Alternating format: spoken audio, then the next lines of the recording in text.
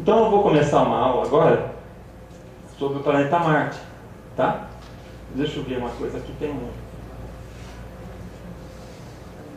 Aqui. O planeta Marte é um velho de guerra meu, porque eu trabalhei em companhia de várias associações internacionais, em rede, sobre observação do planeta Marte desde 1986. Tá? Foi quando houve uma grande aproximação, 88 também. Sabe, desde essa época aí, eu sou um estudioso de Marte. E eu fiquei uma boa representação a nível nacional sobre o planeta Marte. Acho que muita gente, quando ouve meu nome, lembra que eu sou observador de Marte. É a referência. Tá? E eu me juntei junto com o pessoal de fora também, né, na Inglaterra, nos Estados Unidos e Japão, para participar desses projetos todos. Toda vez que o planeta Marte se aproximasse da Terra, eu estava engajado junto com eles na observação de Marte. Ou seja, a gente tinha ali uma monitoração de 24 horas do planeta Marte toda vez que ele se aproximava da Terra. E eu ficava ali, não fotografando. Eu fazia aquele método romântico do antigo observador, que era olhar o planeta Marte no visor do telescópio, tá? Fazer fotometria visual, método de Van Collier, o método que era usado, para fazer fotometria com precisão de décimos por exemplo, de 0 a 10, a gente tinha como definir, não, é 8, 8,5, não, é 9, a fotometria das manchas superficiais de Marte. Tá?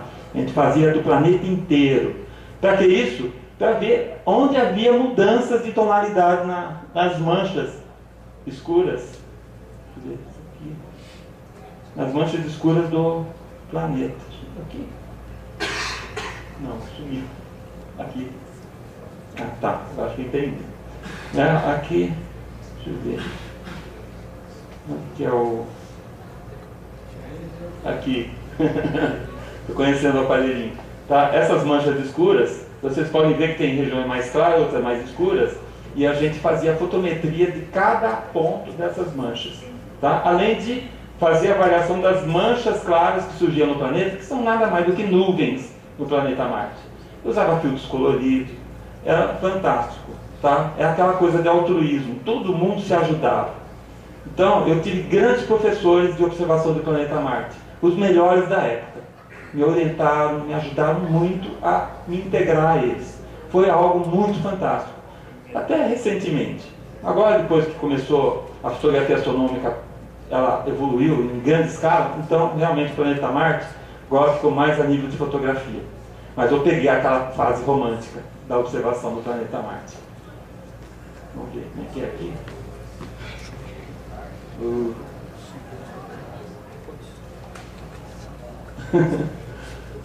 Já eu aprendo a mexer com isso. Eu quero dedicar essa aula ao professor Gianni Collini. Tá? Esse é um astrônomo que viveu basicamente, na fase produtiva dele foi na metade do século XX. E eu conheci ele, eu convivi com ele, e ele foi um dos grandes colaboradores para me instruir sobre o planeta Marte. Gianni Collini morreu num acidente na rodovia em 1991, que eu lembro, depois de dar uma aula em Americana, uma aula para a escola. Ele voltou sozinho para Campinas, onde ele morava, e no meio do caminho ele sofreu um acidente, ninguém sabe como. Ele sofreu um mal súbito, ele bateu sozinho e morreu, infelizmente. Sabe? Foi uma perda muito forte, porque ele era uma pessoa maravilhosa, como pessoa, sabe? Ele era uma pessoa presente, assim. Se vocês quisessem saber qualquer coisa, ele estava ali para te explicar e não cansava. Ele já tinha uma certa idade e não cansava. Então foi um grande professor de astronomia que nós tivemos. Eu convivi com ele. Isso foi muito fabuloso da minha parte. Tá? Mas o histórico do planeta Marte tem 4 fases. Vou falar. Tá? Quais são as 4 fases que avaliaram, né, a busca da vida marciana? Primeira fase. Começou lá longe, né? Isso aqui foi 1698, século XVII, com Christian Huygens, um holandês, esse cara fantástico, né? Christian Huygens foi um dos maiores sábios da ciência. Ele foi também, ele usou telescópio, né? E através do telescópio ele começou a ver as manchas escuras do planeta Marte.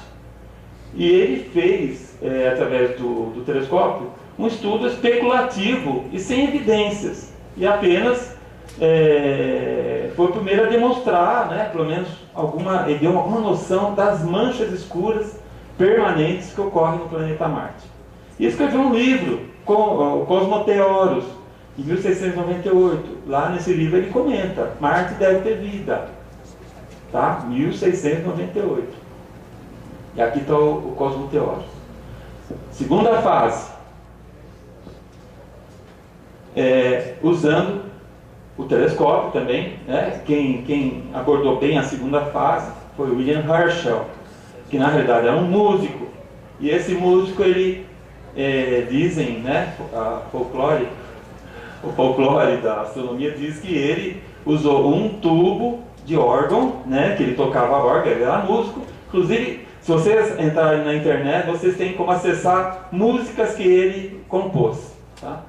E ele fez um trabalho sobre o planeta Marte muito interessante, né? Ele foi mais aprimorado. E encontrou em Marte muita semelhança com o planeta Terra. Isso no final do século XVIII. Tá, gente? Segunda fase ainda temos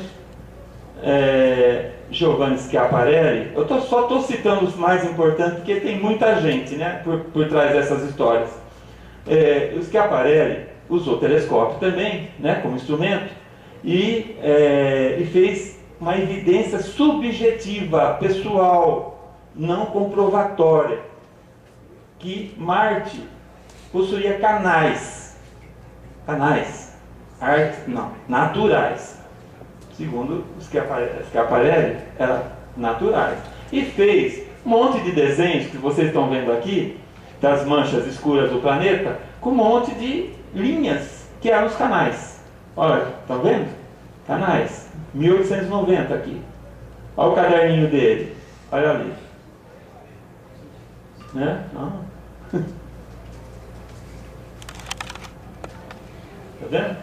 O sinalzinho é bem fraquinho, né? Mas é assim que ele via Marte. Mas isso é subjetivo, né? Olha só esse mapa mundo que ele fez. Subjetivo, por quê? Tinha gente que não via. Tá? Tem gente que via, tem gente que não via. Aí, eu só sei que essa ideia de Marte ter canais pegou. No final do século XX, Percival Lowell ficou famoso por causa dos canais de Marte. Ele conseguiu, ele deduziu que esses canais não eram naturais, coisa nenhuma, que eles eram artificiais. Aí partiu e conseguiu o verbo, construiu um baita de um observatório, Flagstaff, no Arizona, com um telescópio imenso, tá? Para observação do planeta Marte em busca de sinais de vida. Final do século XIX e início do século XX. Aqui é um dos desenhos que ele fez. Tá? Um monte de canais. Gente, tinha gente que via, tinha gente que não via. Se vocês perguntarem, você já viu o canal? Eu nunca vi. Tá? Mas tem gente que via. Eu lembro que algumas das pessoas que conviviam comigo na década de 80, por aí, viam. Tá?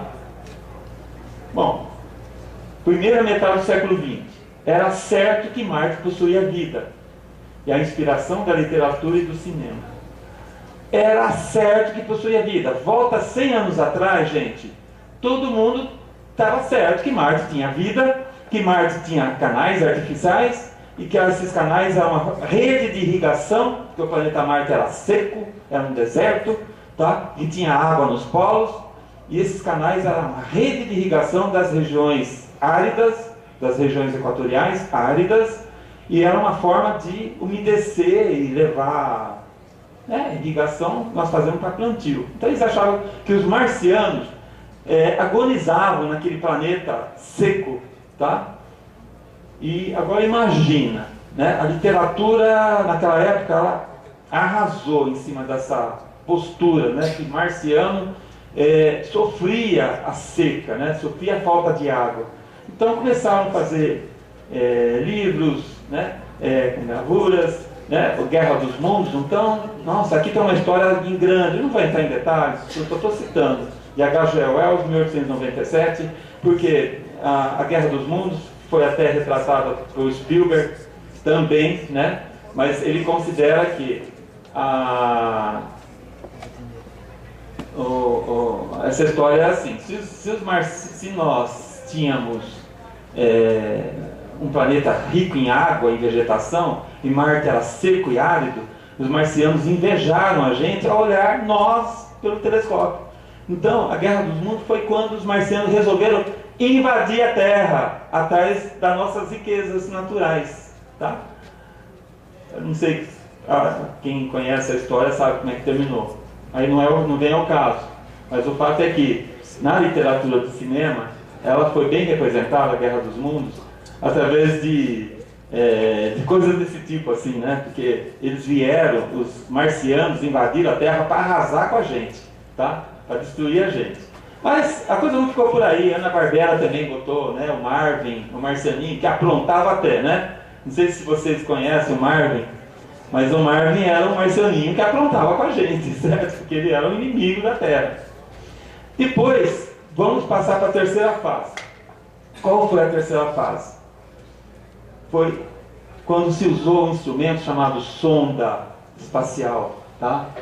E também usou-se meteoritos de Marte, depois, não logo de cara, tá? Iniciado pela Mariner 4 em 1965, foi a primeira sonda que foi lançada em direção ao planeta e descobriu que o planeta era realmente seco, tá? Mas não tinha canais, coisa nenhuma, e era cheio de crateras.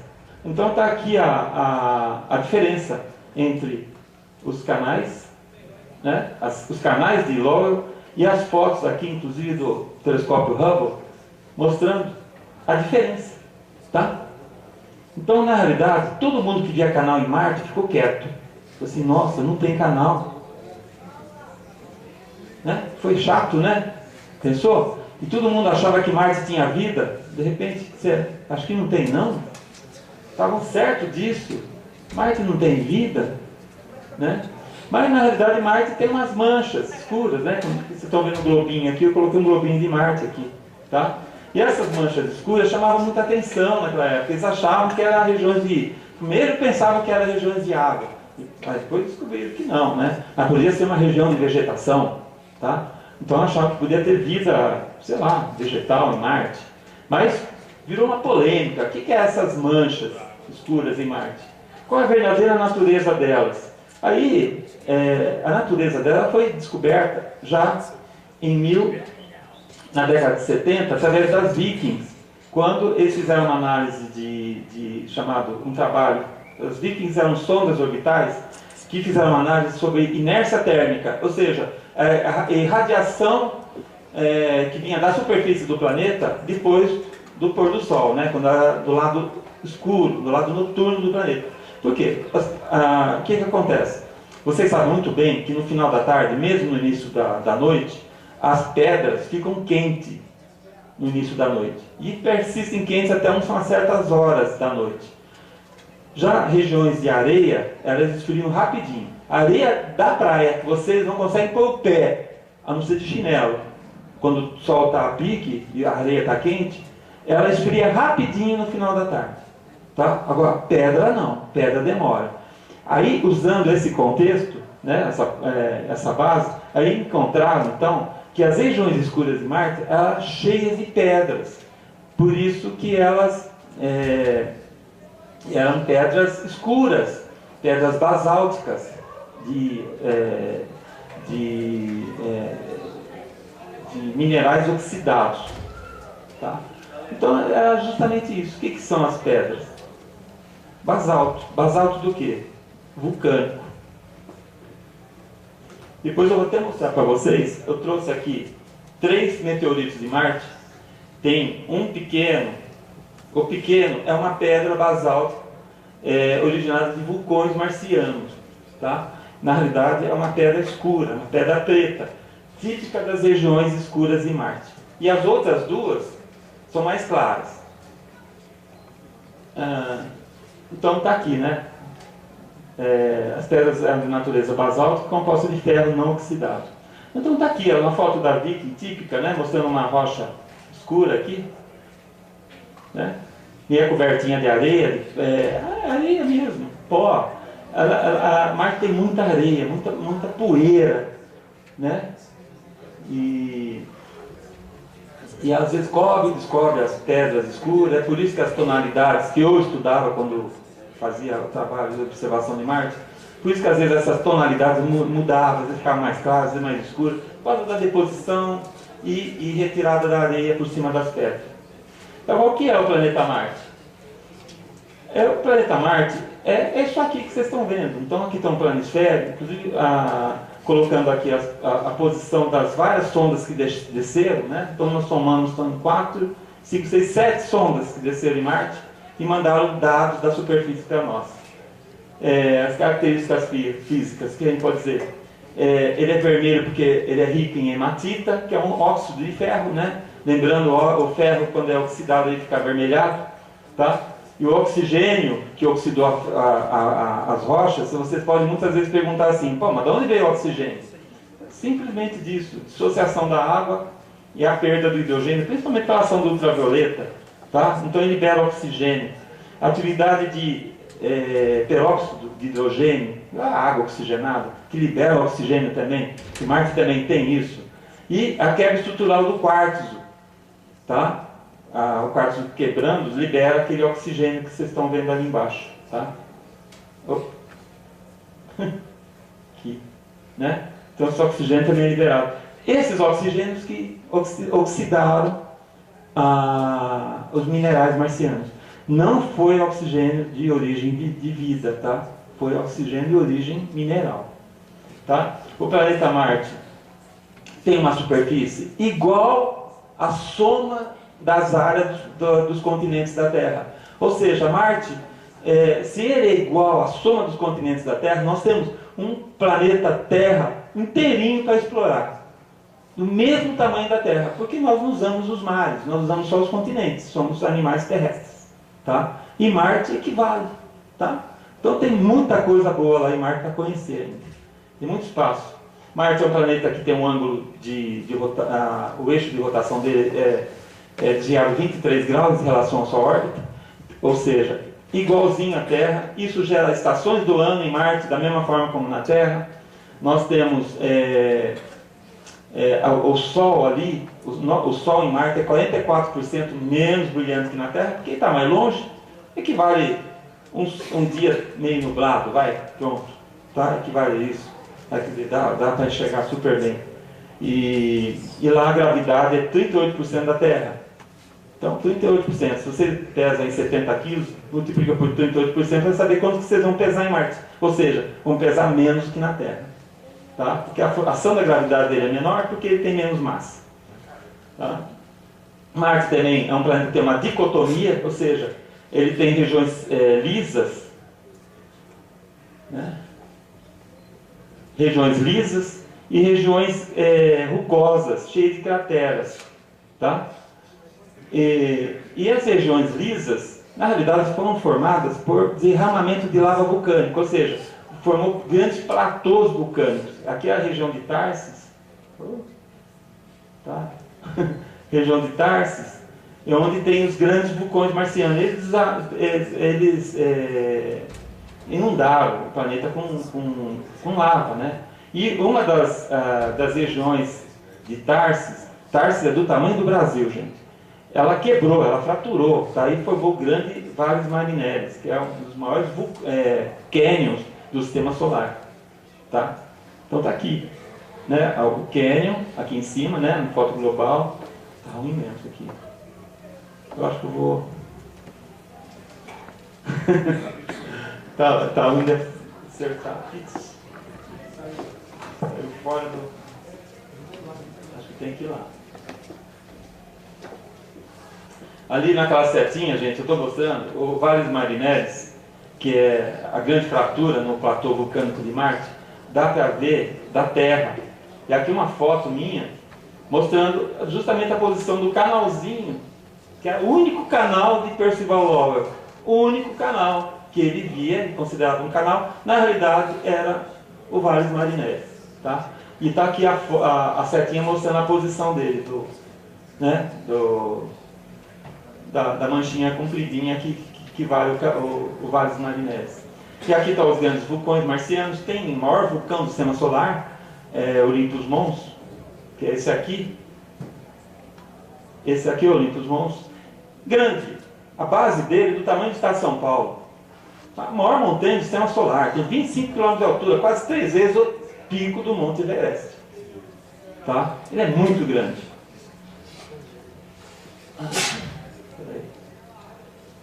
E aqui.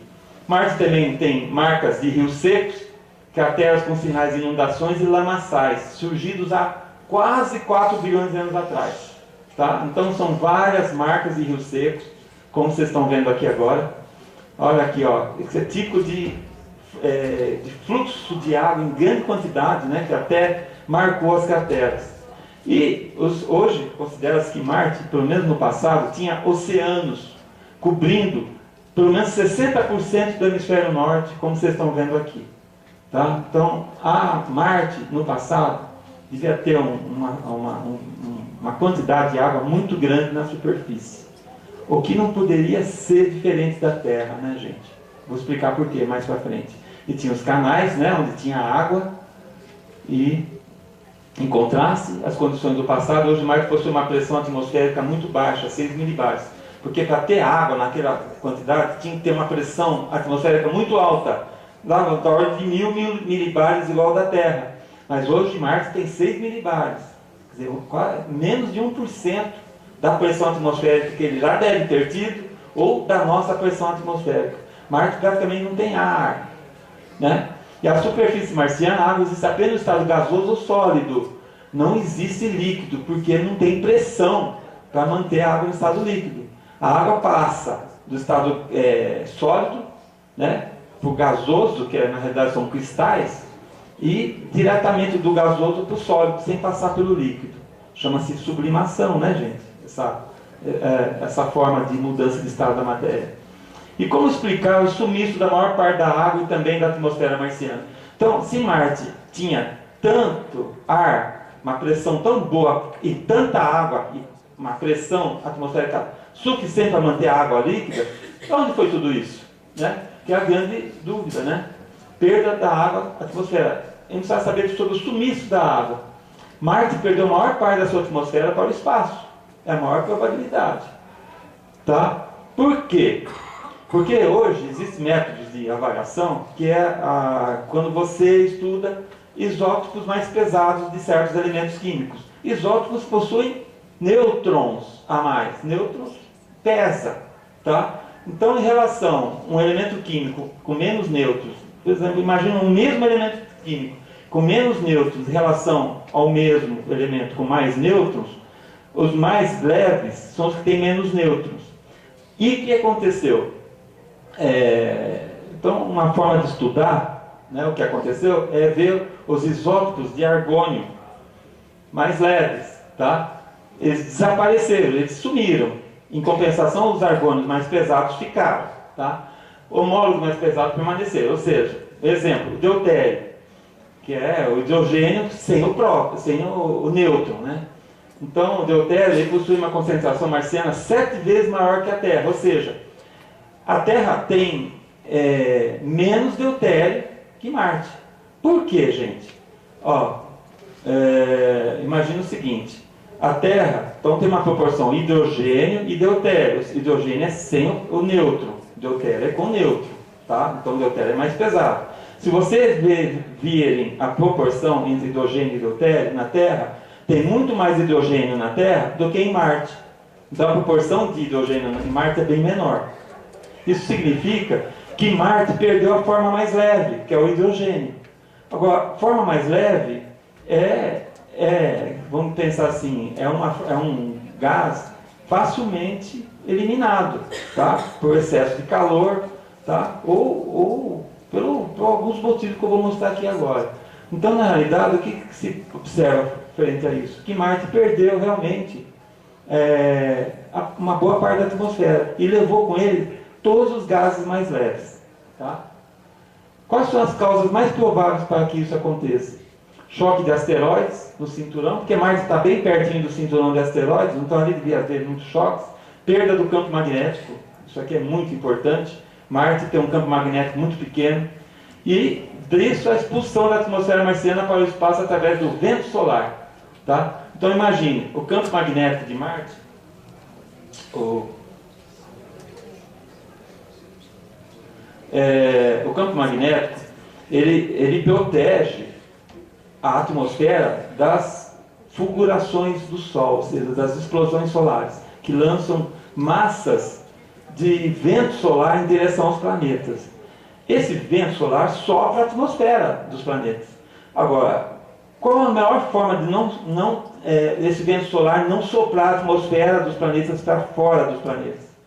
O campo magnético. Então, o que acontece com a Terra? Quando vem explosões solares que atingem a Terra, elas interagem com o nosso campo magnético e vão embora para trás, porque elas são desviadas para os lados do planeta, ou então algumas vêm em direção aos polos, chocam com a atmosfera da Terra e formam as auroras boreais.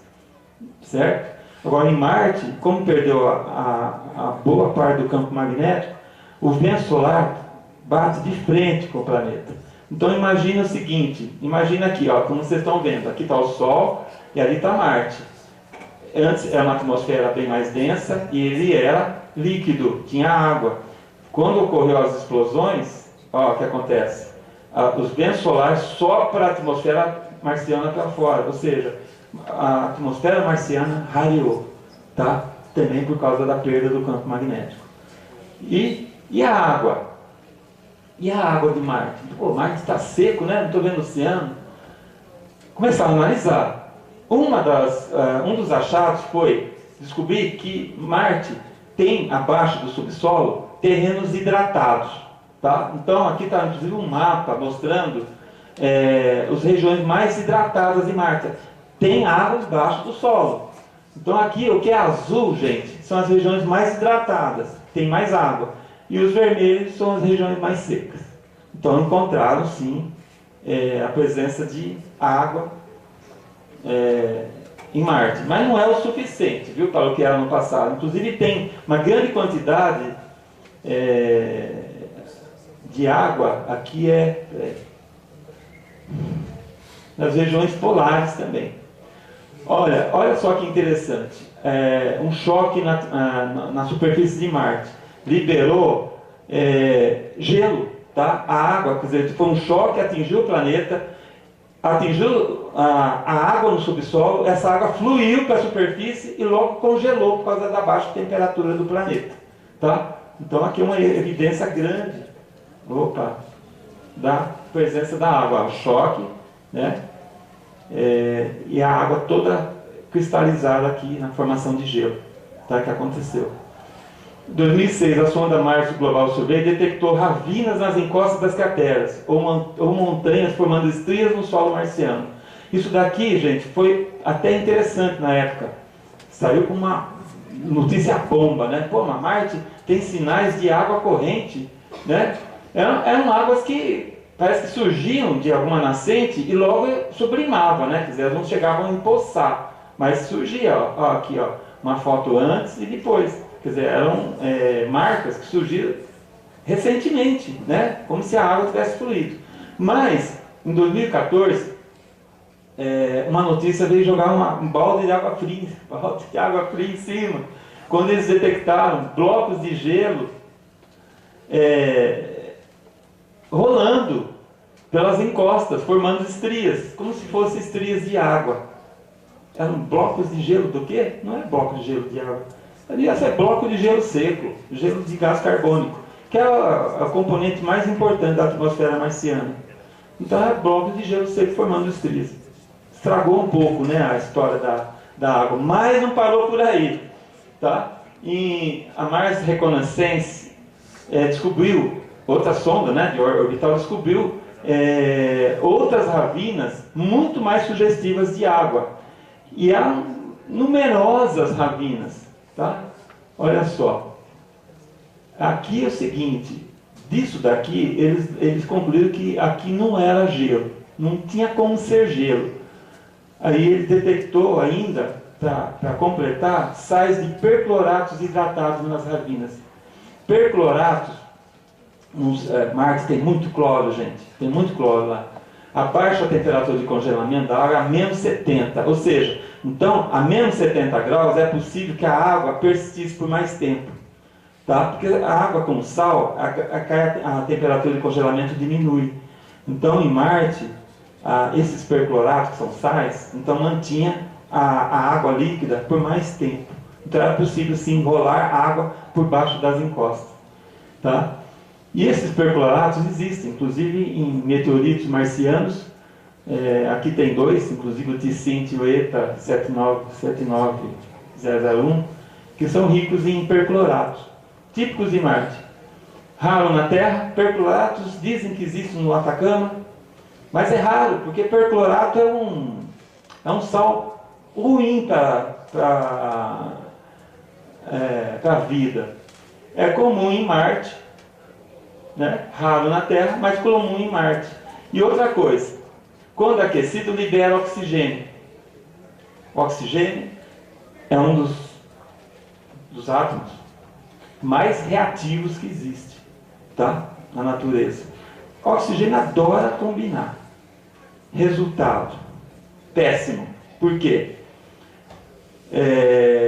Se tem tanto perclorato em Marte, quando as sondas recolhem a amostra para avaliar, fazer experiências em busca de sinais de vida, o que acontece? O perclorato, essas amostras são aquecidas. E quando é aquecida, libera oxigênio. O oxigênio combina com as moléculas, adulterando elas. Então, por exemplo, um resultado que você podia esperar o surgimento de moléculas orgânicas, alguma coisa assim, não aparece nada, porque os percloratos, se tiver molécula orgânica, destrói tudo. Tá? O oxigênio destrói tudo. Então, existe um impasse hoje de como fazer a avaliação química na superfície de Marte. Porque os percloratos, liberando oxigênio, não deixam as reações químicas darem positivo. Então, nós estamos num impasse atualmente. Como fazer, como é que a gente vai fazer novos experimentos em busca de vida em Marte, sem que esses oxigênio liberados dos percloratos possam adulterar as amostras? Tá? Estamos nesse impasse atualmente.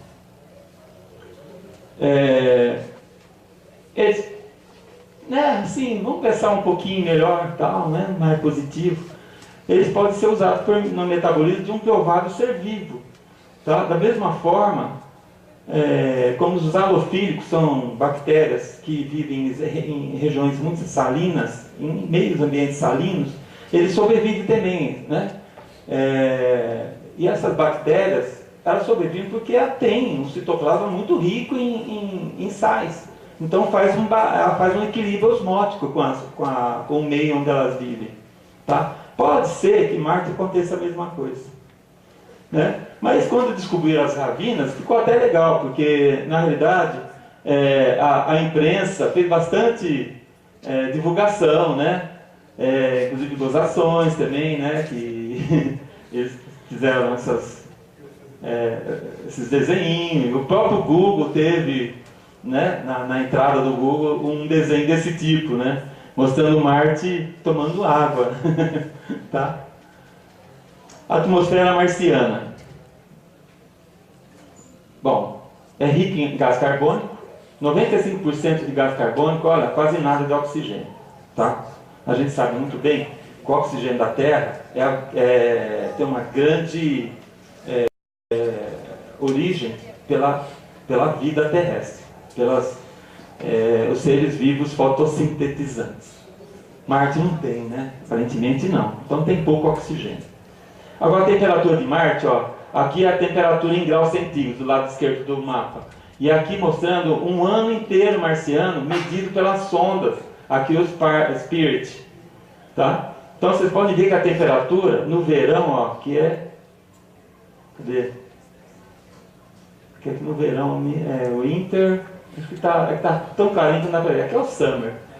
Então, gente, chega a temperaturas, ó, não chega a 40, mas a 30 graus chega. Tá?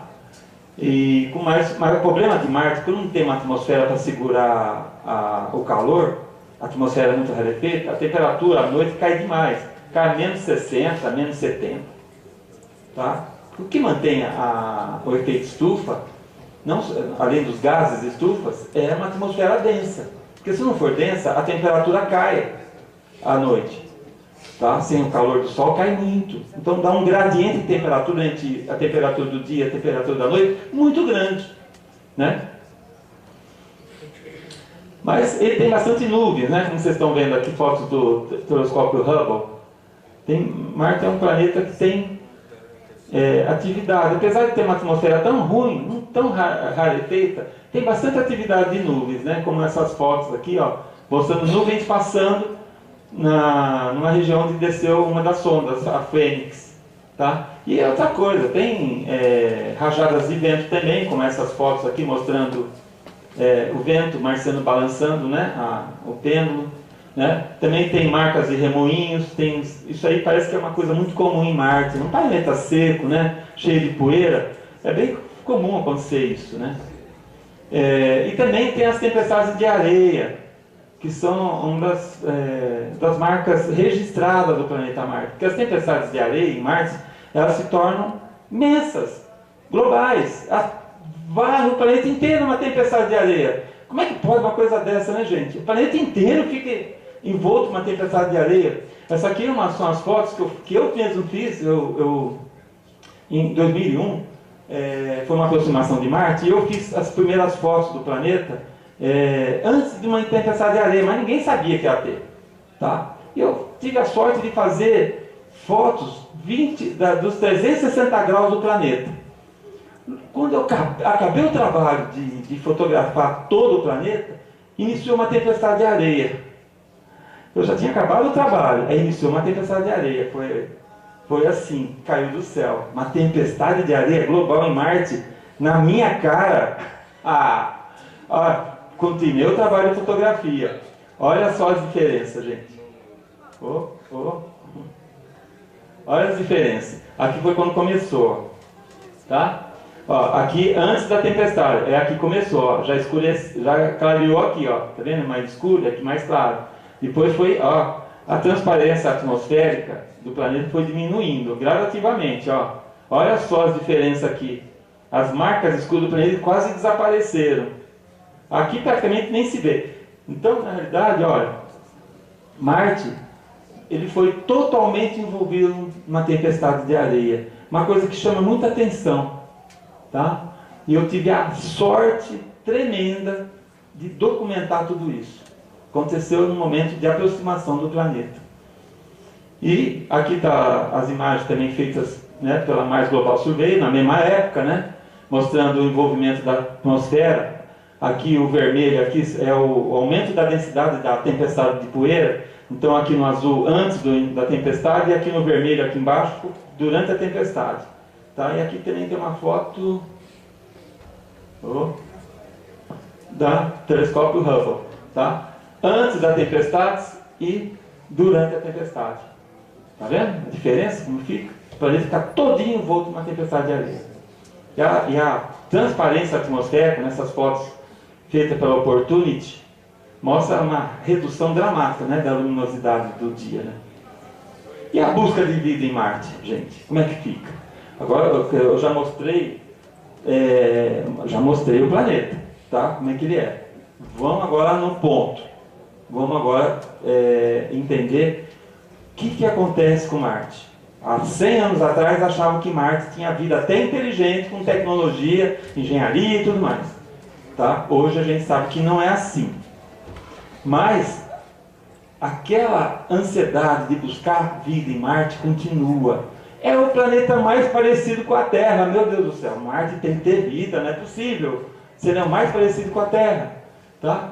Então, começou-se a análise de informações trazidas pelas sondas. Qual é a sistemática de busca de vida em Marte? Primeira coisa, água. Né? O melhor solvente que temos.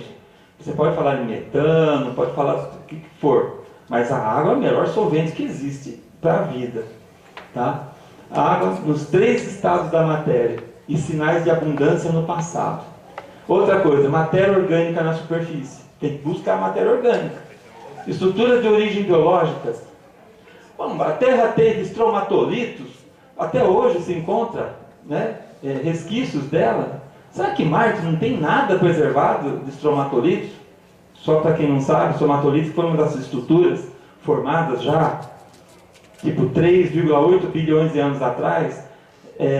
Bactérias formavam estruturas macroscópicas, parecia um cogumelo mineral.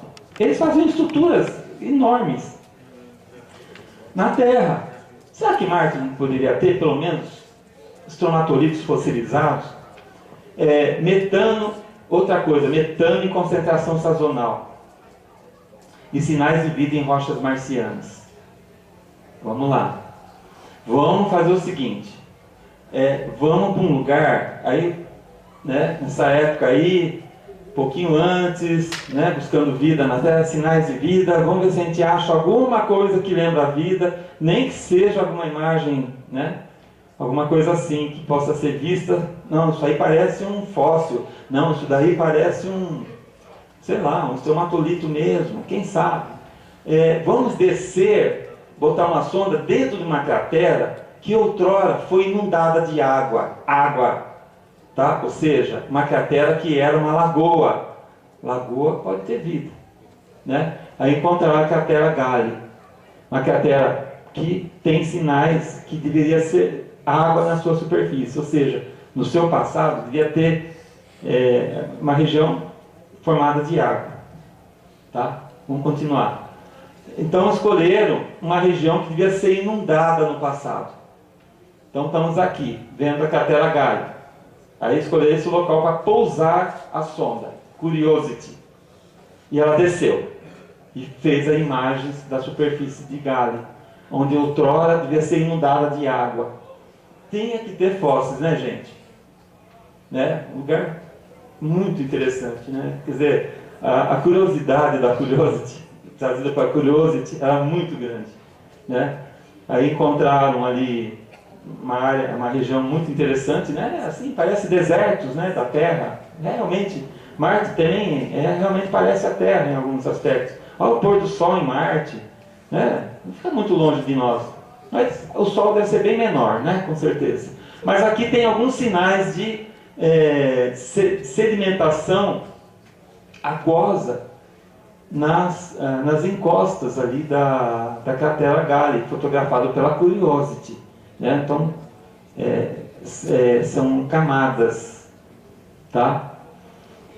A sonda, ela fez furos nas rochas em busca de prováveis moléculas orgânicas, tá? Aí ela fez o furo, capturou os resíduos, né, desse furo e analisou, tá? Fez a perfuração na pedra de lama, tá? No fundo da cratera Gale, mostra sinais de inundação aquosa, ocorrida no passado. Encontrou matéria orgânica não comum no planeta Terra. Encontrou principalmente alcanos, clorados e clorobenzeno. Cloro de novo, né? Só dá cloro em Marte. E é claro, os percloratos de novo atrapalharam bastante a Curiosity. Então ficamos sem muitos dados sobre matéria orgânica de Marte. Então precisam descobrir como resolver esse problema, tá? Os percloratos sempre atrapalhando. Mas interessante foi a descoberta de estruturas sedimentares induzidas por micróbios. Isso acontece na Terra, tá? E é um tipo de estromatolito mais planos, tá? São estruturas formadas por bactérias do passado. E Marte apresentou isso daqui, que eles consideram como um provável MIS, né? Que é a estrutura sedimentar induzida por micróbios. Provável MIS. É a única estrutura macroscópica que possa lembrar a atividade microbiana no passado marciano. Não é recente, é do passado, tá? Então a formação de Dresser na Austrália, curiosamente, falando de Curiosity, curiosamente, é um MIS de 3,48 bilhões de anos. E o Lago Gislep em Marte, esse aqui, ele tem 3,7 bilhões de anos, ou seja, praticamente a mesma idade dos MIS terrestres. Então, MIS são estruturas formadas por bactérias em Marte e na Terra, na mesma época. Será que nessa época, quase 4 bilhões de anos atrás, Marte e a Terra tinham estruturas microbianas da mesma forma e semelhantes? Semelhantes ainda? Outra coisa que pega em Marte são as flutuações de metano. Em janeiro de 2009, a NASA anunciou a descoberta de grande aumento de metano em 10 vezes na atmosfera marciana. Metano aumentando de repente, tá? Nessas regiões marcianas, Terra, Sabeo, Nile, Fossa e Syrtis Major. Está aqui a região, né? No mapa mundo de Marte, está a região onde houve uma grande concentração de metano. E é sazonal, ela desaparece, ela não mantém, tá? E eles ficam pensando, de onde libera esse metano?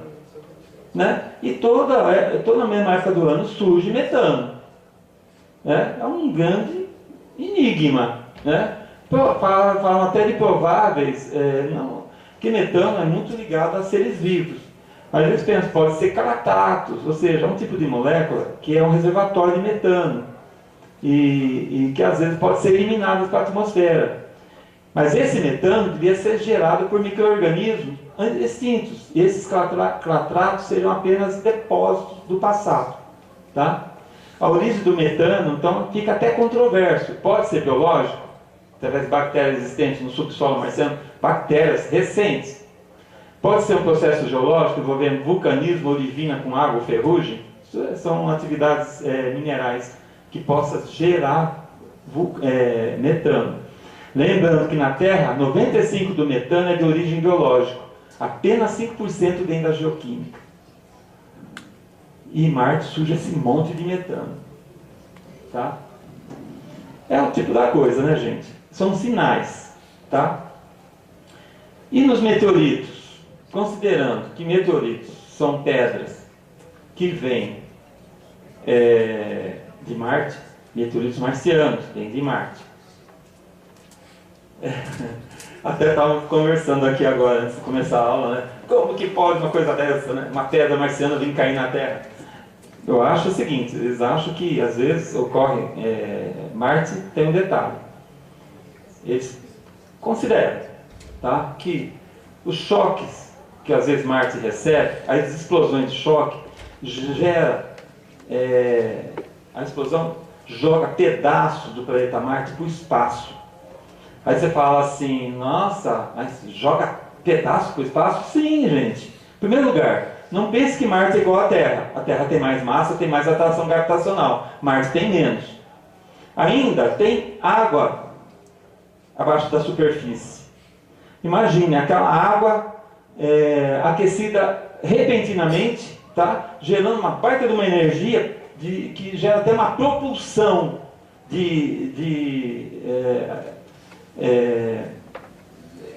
originado do próprio choque, né? Quer dizer, ação-reação, ou seja, bate a explosão do choque, aquece a água, essa água expande, né? Gera um vapor expansivo em grande quantidade e ajuda a jogar as pedras para cima, e essas pedras vencem a gravidade de Marte, porque é bem menos que a Terra, e são facilmente jogadas para o espaço. Tá? Então, na realidade, Marte deve jogar muita pedra. Quando descobriram os primeiros meteoritos de Marte, eles identificaram como de Marte porque eram as mesmas características das rochas que as sondas estavam observando em Marte. Eram iguaizinhas às rochas marcianas. Ainda para completar, dentro desses meteoritos tem bolhas de ar marciano. Quando vocês medem a composição química dessas bolhas de ar dentro dos meteoritos, é idêntica à análise atmosférica feita pelas sondas em Marte. É a mesma atmosfera. Tá? Não tem dúvida nenhuma que são originadas do planeta Marte. São pedras de Marte mesmo. Tá? Esse choque deve jogar muita pedra para o espaço. Algumas caem na Terra. Tá? Esse é o fato. Então, ainda na terceira fase, para completar, os instrumentos de uso aqui foram as sondas espaciais, né? E os meteoritos marcianos. Como nós já falamos. Agora vamos fazer o seguinte, vamos analisar, o que a gente tem que analisar nos meteoritos? Sinais de ocorrência de vida em rochas marcianas. Vamos buscar o quê? Biomarcadores. Tá? O que são biomarcadores? São substâncias, geralmente de origem biológica, né? Biomarcador, origem biológica, que possa estar presente nos meteoritos marcianos. Uma boa parte dos biomarcadores terrestres são substâncias orgânicas complexas, tá? E muitas delas são lipídicas. Então, o petróleo é um deles. Tá? É origem biológica, é gorduroso, né? Que é um óleo, tá? E são altamente complexos em composição. Então, o que se pode buscar de biomarcador em meteoritos? Esses hidrocarbonetos aromáticos policíclicos, que são originados de queima, né? De matéria orgânica. A matéria orgânica, esses PAH, eles são muito presentes quando vocês queimam o arroz no fundo da panela, aquele arroz queimado é rico em PAH, tá? Que inclusive tem muitos trabalhos que demonstram que essas coisas queimadas de fundo de panela, ou então churrasquinho torrado na churrasqueira, é rico em PAH. E os PAH são altamente cancerígenos, tá? Tomem cuidado, viu? Que é quem gosta de comer carvãozinho. Outra coisa, grafites e diamantes. Por que grafites e diamantes? Porque são carbono, gente. Carbono é coisa orgânica, é coisa de matéria viva. Agora, por que tem o grafite e carbono? Eles devem ter sido criados nos choques. Então a pressão do choque pode gerar carbono, as grafites e até diamantes. Tá? Inclusive muitos dos diamantes que existem na África do Sul, eles associam com choque de asteroides. Tá? Que formou diamantes, quer dizer, matéria orgânica sob pressão cristaliza na forma de diamantes, por causa da pressão de um choque, por exemplo. Tá? Eles estão começando a associar com isso, alguns dos diamantes. A África do Sul é um dos grandes produtores de diamantes, né? Outra coisa, anomalia isotópica. Carbono 12 para carbono 13, com excesso de carbono 12. Essa daqui é legal. Carbono 12, carbono 13. Isso aqui é um belo de um biomarcador. Por quê?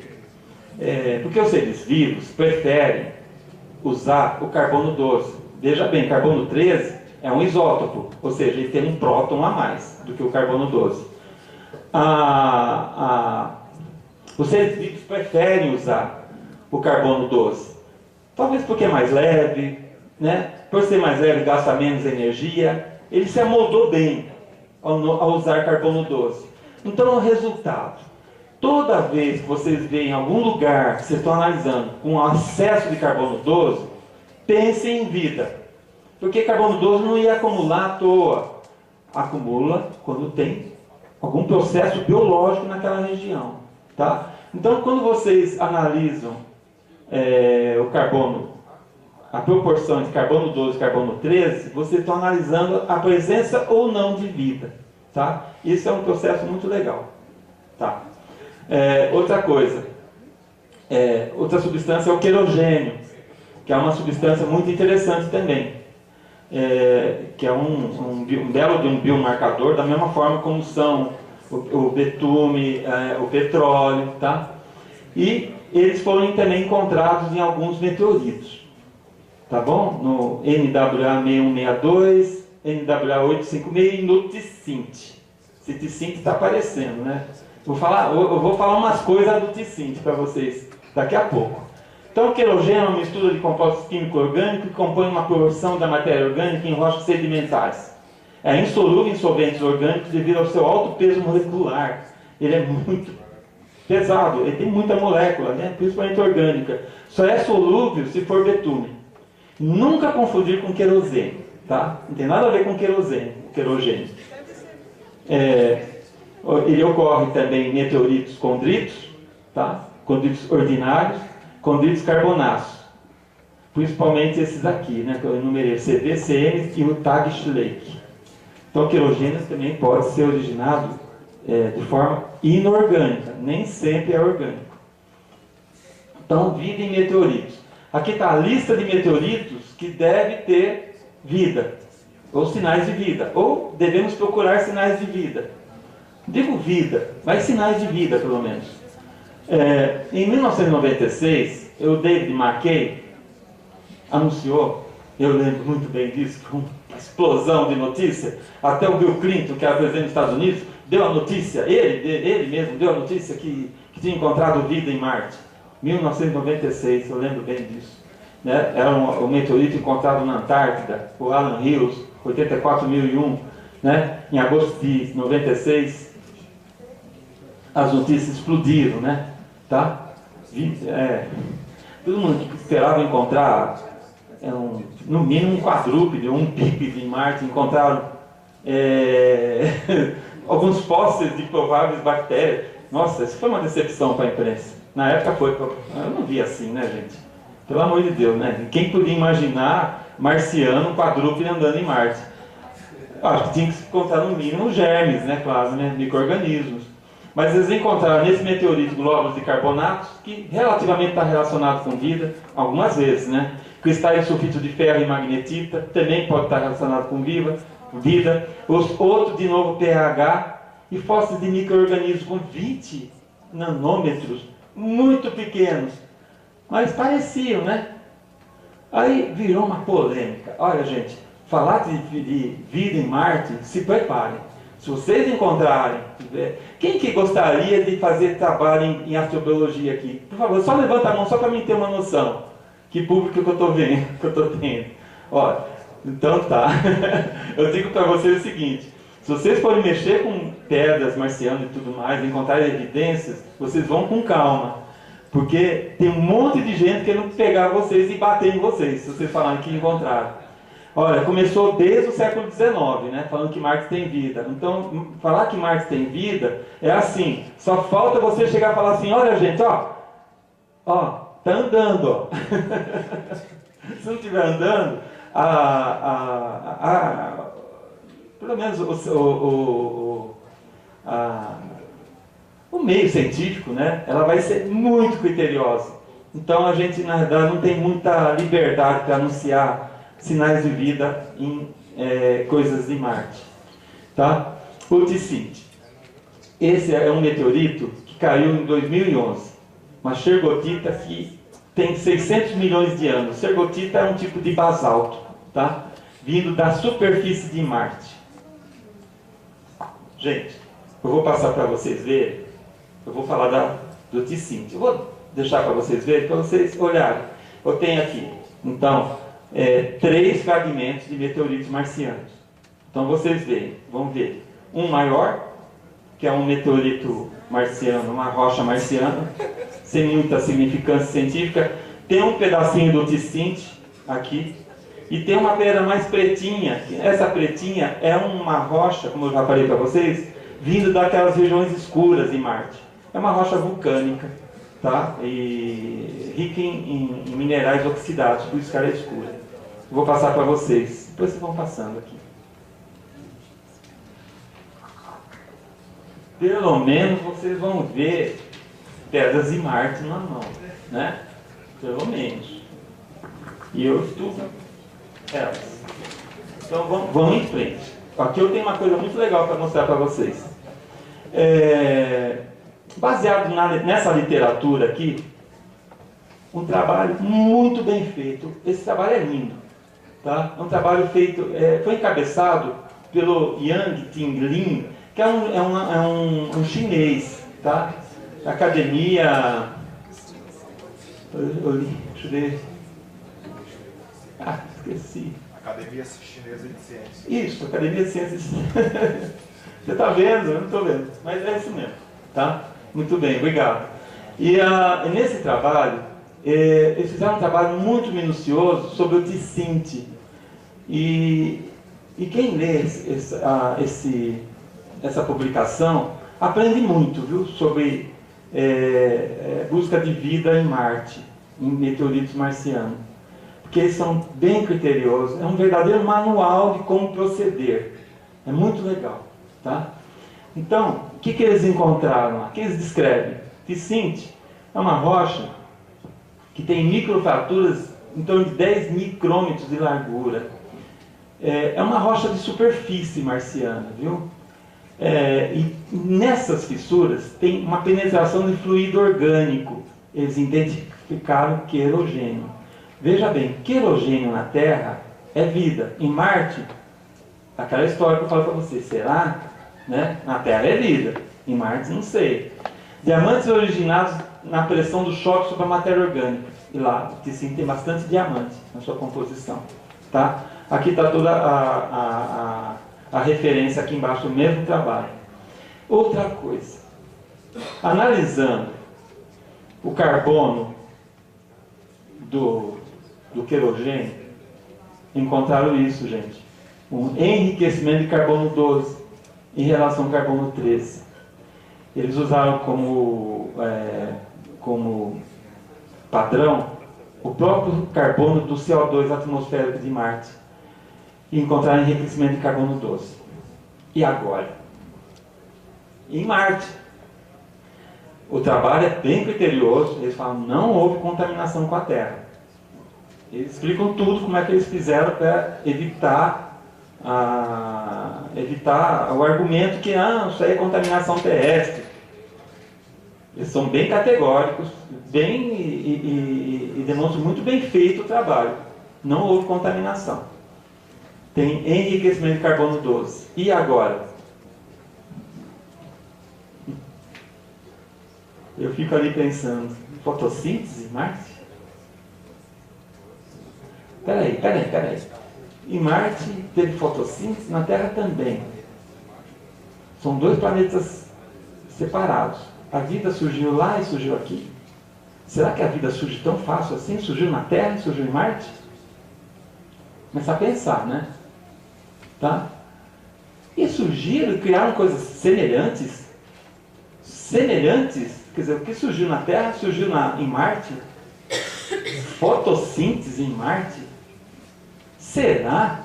Gente, se a gente for pensar assim, se surgiu na Terra e em Marte, pode acontecer em qualquer lugar do universo.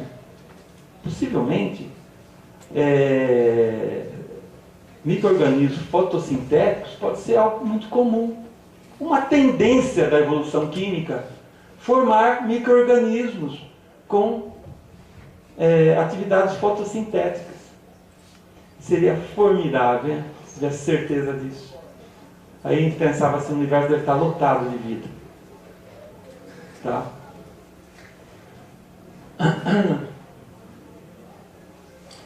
Esse CO2 foi medido, né? Que eu coloquei aqui embaixo, sondas de superfície Fênix e Curiosity, elas analisaram o CO2 atmosférico e analisaram também a abundância de carbono 12 para carbono 13. Tá? E é esse padrão que eles usaram para fazer o trabalho no meteorito, quando eles detectaram o aumento do carbono 12. Afastaram todas as possibilidades de contaminações, até citaram terrestres, que é aquilo que mais todo mundo pensa, condritos. Eles falaram assim, e se cair um condrito carbonático que tem querogênio, bem perto da pedra, e contaminou a pedra, olha, bomba, qual é a chance, né? Mas pode acontecer. Aí para quem acha que vida em Marte é coisa de outro, né? Sei lá, coisa de achismo, tá? Pode até colocar isso. Isso aí foi meteorito condrito carbonático, caiu perto da pedra, contaminou a pedra. Tá? Eles foram afastando um por um, inclusive as reações de Fischer-Tropsch.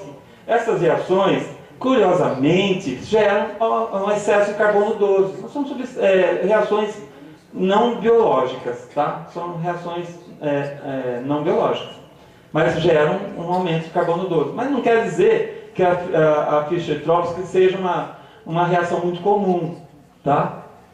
Mas o fato é que ela surge naturalmente também. Afastaram todas essas três possibilidades de situações que possa gerar excesso de carbono 12. Muito legal, né, gente? Vocês não acham? Muito legal tudo isso? Aí, aqui, ó, para quem quiser ter acesso, o trabalho não está livre, vocês têm que ter acesso de alguma forma, ou comprar, ou então, se vocês tiverem algum jeito aqui na faculdade de acessar, aproveita, ó, coloquei o DOI dele aqui, pode anotar, que vocês vão ter acesso direto com o trabalho. Tá? Eu acho que o mais legal nisso tudo É um trabalho que envolveu a Alemanha, a Suíça, a China, certo? Japão também, pelo que eu lembro. Quer dizer, foi multinacional, né, o trabalho, muito bem feito. Eles terminaram, a última frase do trabalho está aqui. Nós somos favoráveis à origem biogênica da matéria orgânica no TICINT. Terminaram o texto da publicação dessa forma. Quer dizer, eles chegaram a um ponto que eles não sabiam mais, não tinham como sair disso. Só pode ser de origem biológica. Agora, vocês falam assim, pô, biológica como? Tá? É de agora isso? De onde? Do passado? Provavelmente do passado, né? Tá? Não quer dizer que seja recente. Provavelmente do passado. Mas a pedra tem 600 milhões de anos, pô. 600 milhões de anos não é 3 bilhões igual aqueles mísseis que nós vimos lá na cratera Gale. É mais recente, né? Aquela pedra, 3,8 bilhões de anos. E essa pedra aqui, 600 milhões de anos, tá? É mais recente. Bom, mas será que a vida em Marte persistiu pelo menos até o surgimento dessa pedra? Né? Para continuar a situação. Aí,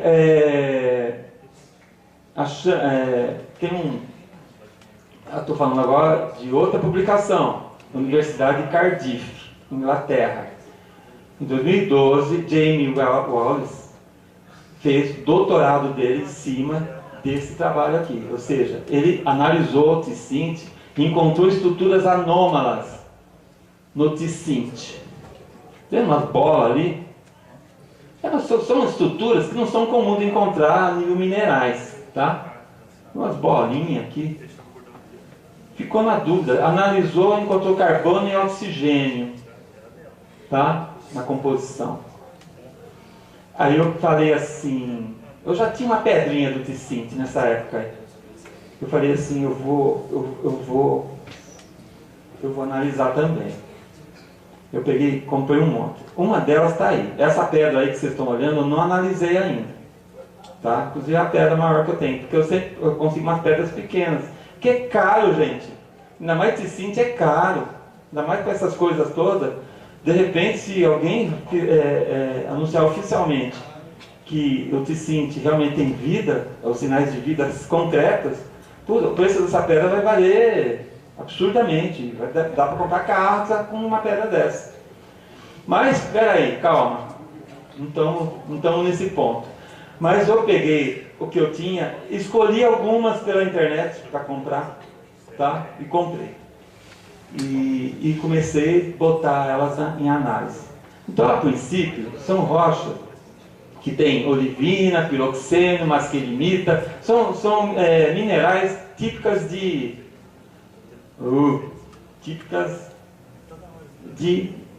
meteoritos marcianos, ou seja, uma xergotita. Uma xergotita é um tipo de basalto, tá? Rocha vulcânica. Vamos em frente. Eu gostei dessa amostra aqui. Comprei essa amostra e eu comprei ela porque eu vi isso daqui, ó. O vendedor não sabe. Mas eu vi isso daqui. Pô, o que é essa coisa escura aqui? Parece que está impregnado na pedra, né? Será que é o querogênio? Ó, aqui, ó. O mais interessante, tem uns canaizinhos de onde parece que flui esse fluido orgânico. E aqui está. Aí eu comecei a fazer aquilo que é o mais gostoso de tudo. Vocês já viram aqueles filmes de ficção em que um grupo de astronautas começam a andar no planeta desconhecido em busca de algum sinal de vida? Já viram filmes assim? Eu já vi um monte, inclusive. E é gostoso, não é? Não é legal? Ficar naquela expectativa, em busca, né, vendo os astronautas andando naquele lugar assim, pô, de repente, né? Vou encontrar alguma coisa. Que ansiedade, assim. Faço a mesma coisa. Só que não é filme. Eu faço na realidade. Eu vou dentro da pedra. Eu estou em Marte, gente. Eu não estou na Terra. Literalmente em Marte. Então aqui, ó, vocês estão olhando aqui, né? Acho que tem uma abertura na rocha e tem uns canais aqui impregnados com substâncias escuras, enegrecidas, e parece que filtra a pedra, tá? Pelo que eu vi pela descrição, eu não analisei. Pela descrição, deve ser quelogênio, tá? Quer dizer, eu estou em Marte mesmo, tá? Tanto é que a minha visão é de uma região de Marte, mesmo que seja microscópica, mesmo que eu estou na Terra, mas eu estou em Marte. De repente vejo ali umas estruturas, parece que em alto relevo, como se fosse um preenchimento que quebrou e liberou e deixou um sinal de marcação de algum canal, né? De algum canalzinho que foi preenchido por alguma substância. Eu posso arriscar quelogênio, mas não tenho certeza. Continuei andando pela pedra, tá? Aí, num determinado momento, eu encontrei aqui umas estrias e aquela impregnação de quelogênio. Aí comecei a analisar mais profundamente. De repente eu parei aqui, opa, o que é isso? Falei, será?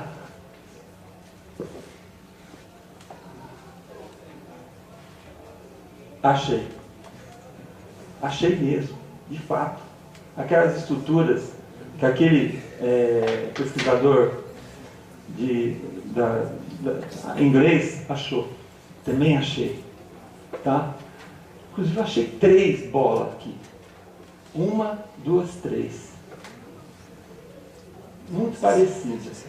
A sensação que eu tive é da Sigourney Weaver no Alien, o primeiro filme do Alien, uma cena que eu nunca esqueci desde quando assisti pela primeira vez, foi quando ela deparou com um monte de ovos de alien e ela não sabia o que era, mas a minha sensação é idêntica. Gente, é incrível isso é incrível. Tá aqui as fotos, tá? Eu estou comparando, ó. É claro que o Wallace, ele usou microscópio de varredura e tá um microscópio melhor que o meu é um microscópio óptico, né? Mas a estrutura é igualzinha, tá? O que ele achou, eu também achei. Aí eu fiquei pensando, será que isso é um fóssil de um micro-organismo marciano? Mas será mesmo? Nossa, uma coisa muito legal, gente, isso.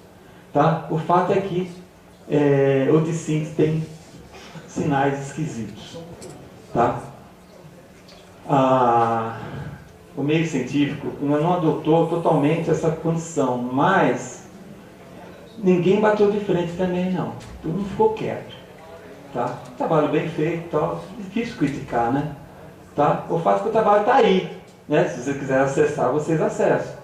O trabalho está aí e quem sabe daí vem mais coisas, né?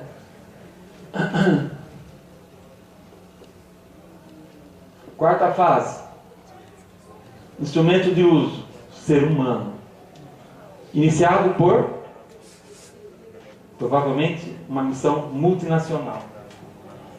Que ano? 2030. Estamos chutando aí, né? Tá? Quem sabe? Bom, o fato é que nós estamos aqui analisando, né, de forma sistemática a busca de vida no planeta Marte. Usamos, né, material e método, tá? Nós usamos achados, descrevemos achados, tá? E agora está na hora de a gente fazer uma discussão, tá, gente? Eu sei que precisava de mais um tempinho para terminar isso aqui. Porque o trabalho, a aula é sobre astrobiologia marciana. E eu vou fechar de lado a lado, tá? Então o que é? Vamos fazer a discussão. Começa com Robin Dale Hanson. Aqui é assim, analisando a astrobiologia, tá? Não necessariamente o planeta Marte.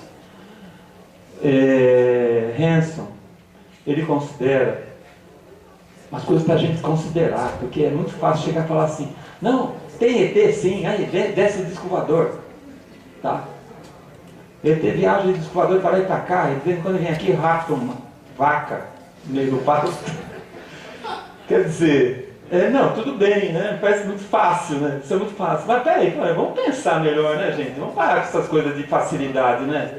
Vamos pôr o pé no chão e pensar melhor sobre esse assunto, né? Então é assim, o que eu vou colocar na discussão é isso, é pé no chão, tá? Então vamos em frente.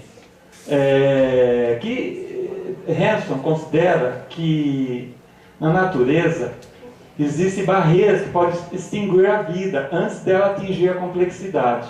Aqui tem duas muito importantes, né? Uma radiação gerada por supernova. Sim, pode consumir totalmente a camada de ozônio, pode fazer um regaço, né? A nível de energia, né? De altas energias na Terra. Ou choques também de asteroides, ou sei lá, alguma coisa assim que possa fritar toda a superfície de um planeta. Aí ele estabeleceu a teoria do grande filtro. São as várias etapas que a vida terrestre teve de cumprir antes de atingir a complexidade humana. Tá? Então está aqui, se vocês quiserem acessar. Essa aqui é uma forma de vocês acessarem, tá? O trabalho do Hanson. Ele publicou isso em 1998. Então nós temos aqui, analisando a nossa espécie, a biosfera do planeta Terra, nós consideramos que existe potencialmente sistemas estelares com planetas orgânicos, potencialmente habitáveis. Então tem que ter uma metalicidade bem pelo menos cheia de átomos que compõem praticamente o nosso tecido biológico. É carbono, oxigênio, carbono, hidrogênio, oxigênio, nitrogênio, enxofre e fósforo. Tá? Esses átomos são muito importantes. Um lugar que possa ter vida tem que ter esses átomos em abundância. Porque se não tiver, não vai ter ingrediente para a vida. Ou seja, você não constrói vida apenas com ferro, então com chumbo, ou então com ouro, prata, sei lá. Não é com isso que você constrói vida. Você constrói vida com esses átomos. Então tem que ter, potencialmente, esses átomos disponíveis em grande quantidade. Já é uma barreira. Tá? E outra coisa, nós temos que chegar num ponto que é o surgimento de seres vivos com capacidade de filosofia e pensamento abstrato. Aqui tem um grande vazio para cumprir. Tá? Outra coisa, a evolução química, até as moléculas reprodutivas, ácidos nucleicos. Uma evolução de moléculas cada vez mais complexas, até gerar moléculas tão importantes como são os ácidos nucleicos. Tá? E quais são as outras fases? Aí vem, né? O surgimento da vida, né? O surgimento dos primeiros procariotos. Procariotos são células que não têm núcleo, né? Tem ácido nucleico dissolvido no citoplasma. O surgimento de célula complexa, eucariota, a célula que tem núcleo, né? E dentro do núcleo o seu ácido nucleico.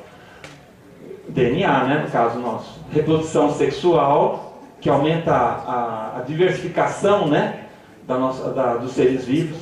A reprodução sexual foi uma das melhores coisas que existiu na vida terrestre.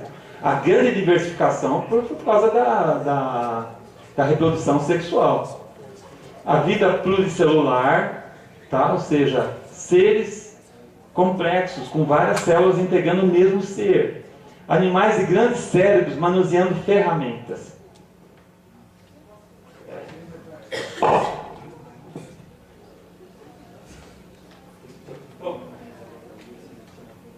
Manusear ferramentas.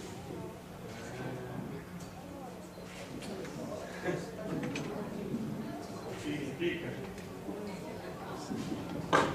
que alguns dos nossos antepassados, voltando alguns milhões de anos, 2, 3 milhões, 4 milhões de anos, basicamente, eles começaram a pegar pedras e começaram a dar forma nessas pedras para usar, para descarnar a carne. Então, usar como instrumento. Essa daqui, gente, é uma pedra original criada por Neandertal. É uma espécie não humana. Neandertal não era humano, tá? Mas era um hominídeo que conviveu uma parte da sua história com nós humanos. Mas eles surgiram antes dos humanos. O Neandertal começou a fazer, não só ele, como alguns anteriores ao Neandertal, também começou a fazer ferramentas de pedra. Isso daqui foi uma das maiores descobertas, ou seja, uma das maiores conquistas dos hominídeos, ou seja, assim, das espécies que geraram a nossa espécie humana, ou seja, estiveram envolvidas com o surgimento da nossa espécie. Isso daqui foi um padrão usado durante milhões de anos por vários tipos várias espécies de hominídeos que conviveram, inclusive, juntas. Houve várias espécies de hominídeos. Hoje só existe uma, que é nós. Mas voltando a algum tempo atrás, alguns milhares de anos atrás, o ser humano mesmo viveu, no mínimo, 4 ou 6 espécies de hominídeos. Hoje a gente não encontra ninguém mais, né? Só existe a espécie humana de hominídeo. Mas aí tem muita história. Mas não vem ao caso aqui, tá? Mas são histórias que eu domino também, tá? Então isso daqui, gente, vamos dizer, é o núcleo inicial da tecnologia, tá? Esse tipo de é uma ferramenta, né, na verdade. É o núcleo inicial de toda a tecnologia que nós fazemos hoje. Isso daqui predominou durante milhões de anos. É a única coisa que eles tinham. Mas isso daqui sofreu evolução. Essa pedrinha, pelo menos, se vocês olharem, ela já é perto de outras que foram feitas alguns milhões de anos antes até. É bem mais sofisticada em relação às primeiras, tá? Isso aqui demonstra aumento da complexidade do cérebro dos hominídeos e, além disso, a capacidade de desenvolver pensamento abstrato. Eu quero construir instrumentos que sirvam para fazer isso. Como é que eu vou fazer isso? Vou pensar. Olha o pensamento abstrato. Eu tenho uma ideia. Vou fazer isso. Outra coisa. Uma mão extremamente habilidosa. Tá? E uma mente bastante inteligente, né? Capaz de criar coisas que possam ser úteis. Então assim foi. Tá? E hoje nós vivemos essa coisa toda de tecnologia de uma época que começou de uma forma até bem primitiva. Mas veja bem, o fato é que existiu. Cadê o aqui? Agora, os caminhos para chegar onde nós chegamos tem que dar muito certo, né, gente? Tá? Outra coisa que aconteceu foi a colonização interestelar, que deve acontecer, né? Quer dizer, não aconteceu não, que deve acontecer. Então, essa é a etapa 8. É difícil, né? A grande distância entre os mundos precisa ser vencida, tá? A etapa 9, a colonização interestelar, é quase intransponível. Às vezes até improvável de acontecer, tá? E aí porque ainda mais que ainda nem foram encontradas civilizações técnicas de alta complexidade. Nós não encontramos isso ainda. Aquelas coisas de Star Trek, tá puro, né? Puramente a nível de fantasia, né, gente? A gente não encontrou isso ainda. Mas quem sabe, né? Nós podemos evoluir para isso. É aquilo que eu falei. Quando começo a encontrar motivação, aí lá vem o pensamento abstrato. Como que nós vamos transpor a grande distância interestelar, né? Mas uma coisa que pode acontecer também é uma extinção, tá? De repente, não chega na etapa 9. Extingue, né? Durante a etapa 8 mesmo, a etapa que nós estamos. E desaparecer tudo que evoluiu até aqui, né? Existe um conceito chamado gargalo da garrafa, ou bottleneck. Momentos críticos na evolução dos seres vivos rumo à complexidade com chances de extinção. Tá? Então, na Terra tiveram 3 grandes gargalos, das quais nós quase fomos extintos, nossos ancestrais quase foram extintos, nós nem ia existir. O surgimento da vida, que é o gargalo do surgimento, a sobrevivência, as grandes situações ambientais, que é o gargalo emergente, e as mudanças evolutivas radicais, o surgimento de animais complexos, células fotossintéticas, eucariotos, pluricelularidade e animais. Tá? Então, o gargalo do surgimento, né? Os caminhos árduos até o surgimento da vida, grande vantagem para a permissão da evolução química. O que aconteceu? A presença de condritos, carbonáceos e cometas. Eles fizeram a adição de água e matéria orgânica, sendo que muitas moléculas já estavam prontas. A montagem espontânea de polímeros importantes surgiu a partir daí. A grande quantidade de água entregue no planeta Terra após sua formação ocorreu através dos condritos carbonáceos. Não foi principalmente pelos cometas, como se pensava anteriormente. Tá? Foram pelos condritos carbonáceos. Usando o método da quantificação da proporção entre deutério e hidrogênio de novo. Tá? Aquilo que eu falei. Então está aqui um painel, fácil vocês acharem pelas internets da vida, mostrando o porquê que chegaram nessa conclusão. Analisando deutério e hidrogênio, fizeram um padrão da água terrestre, que é essa linha aqui, é o padrão da água terrestre, que é a proporção da água da Terra, entre deutério e hidrogênio da água. Tá? E começaram a fazer a proporção de deutério e hidrogênio dos vários corpos celestes. Aí começaram a descobrir o quê? Os cometas não batem com a proporção de deutério e hidrogênio da água terrestre. É como se eles não tivessem nada a ver com nós. Tá? Alguns cometas, chamados família Júpiter, são mais ou menos parecidos. Mas a maioria dos cometas conhecidos, inclusive o Halley, não é. Tá? O Shuri, visitado pela Rosetta, que é um planeta da família Júpiter também, não bateu não, está bem longe da linha de base aqui da Terra. Os planetas do Sistema Solar, o resto também nada tem a ver. Ó, os asteroides condritos carbonáceos, está tudo batendo com a Terra. E esses condritos carbonáceos são ricos em água. E a água deles tem a mesma proporção de deutério e hidrogênio da água terrestre. Tá? Então, se esses condritos carbonáceos trouxeram a água dos oceanos, esse monte de água que nós vemos, tudo trazido por eles. O que mais que eles trazem? Muita matéria orgânica. Eles têm muita riqueza de matéria orgânica. Então, se trouxeram água, trouxeram matéria orgânica também.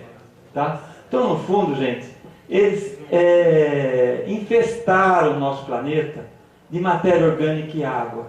Tá? É isso que vocês estão vendo. Conforme foi caindo, eles foram dissolvendo, soltando água e soltando matéria orgânica.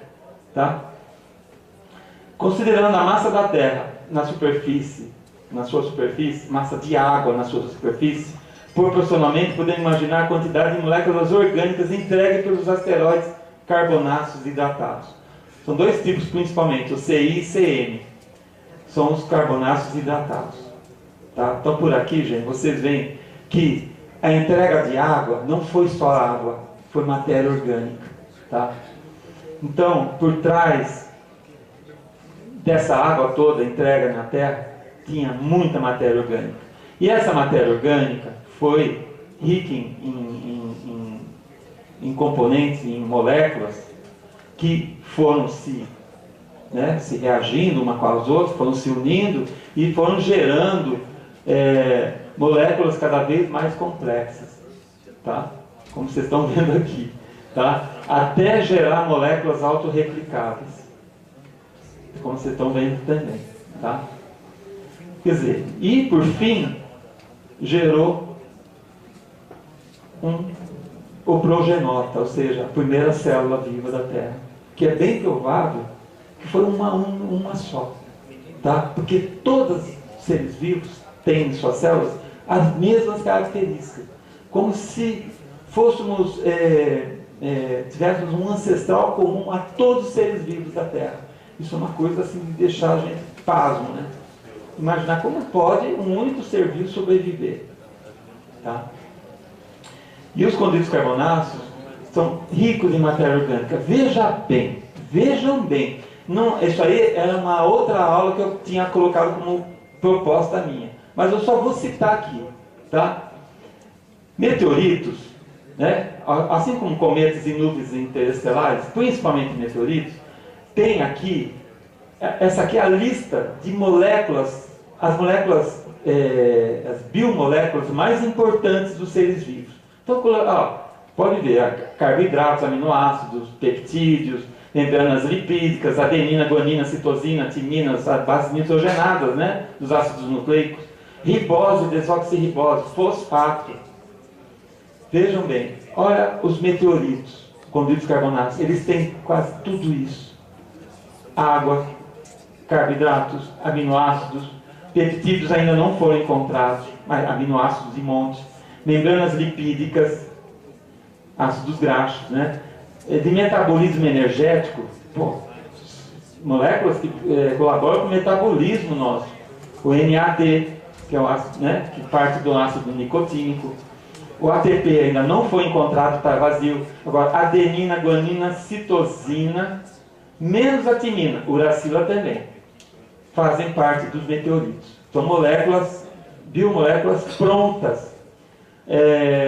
A ribose e desoxirribose, que fazem parte dos ácidos nucleicos, também são possíveis, foram encontrados.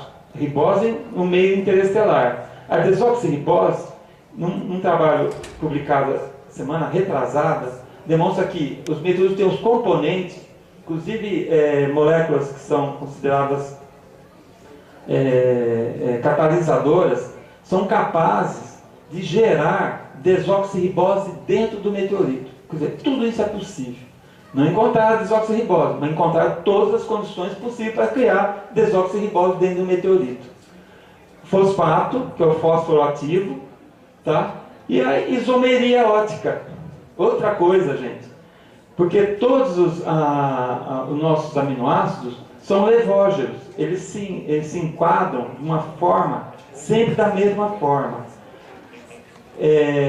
Isso é típico da vida. Tá? Essa isomeria ótica levógera dos aminoácidos é típico de seres vivos. As moléculas dentro desses meteoritos, as moléculas de aminoácidos, são praticamente, a maioria, totalmente levógera. Agora, o meio, se vocês forem criar aminoácidos no laboratório, não dá só levógero, dá destrógeno, ou seja, dá 2 tipos de aminoácidos. São aquela mistura racêmica que a gente fala, né? Ou seja, só existe os 2 tipos em 50%. Mas os meteoritos integraram levógeno. A mesma isomeria ótica dos seres vivos. Tá? Isso é uma prova, praticamente uma prova, que a vida na Terra adotou as moléculas pré-bióticas dos meteoritos. Tá? O fato de usar aminoácidos levógenos demonstra que eles realmente adotaram essas moléculas. Parece que conforme a gente está vendo, parece que realmente os meteoritos, condritos carbonáceos, além de trazer água, trouxeram todas as condições para o surgimento da vida na Terra. Olha que coisa fantástica. Hoje a ciência está bem apoiada nisso, viu? Nessa proposta. E para fazer o término da aula, tem uma outra coisa, a regulação Gaia. Todo mundo já ouviu falar, acho que hipótese de Gaia, né, do Lovelock. É uma hipótese, Lovelock considera que existe um envolvimento entre os seres vivos e o planeta físico, de uma forma que esse envolvimento está interativo. E os seres vivos, eles têm condições de mudar as condições do planeta físico, para que o planeta físico torne-se confortável para eles. Tipo assim, eu estou aqui, eu quero transformar essa região num lugar gostoso para eu morar. Basicamente é isso. É isso que os seres vivos fazem. Tá?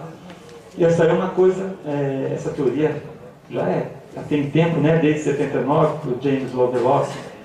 Ela surgiu um trabalho recente, em 2016, essa teoria foi adotada para entender a habitabilidade fora da Terra. Tá? Então está aqui um trabalho, né, de Aditya Chopra e Charles Lineweaver. Tá? Esse trabalho demonstra o seguinte, sobre a regulação Gaia. A evolução inicial da vida atingiu um estágio em que ela passou a influenciar e preparar o meio físico para sobreviver. É mais ou menos assim, eu estou preparando a cama para eu dormir. Tá? A cama é física, mas eu sou vivo. Porque eu vou fazer a cama para eu ter conforto. Tá?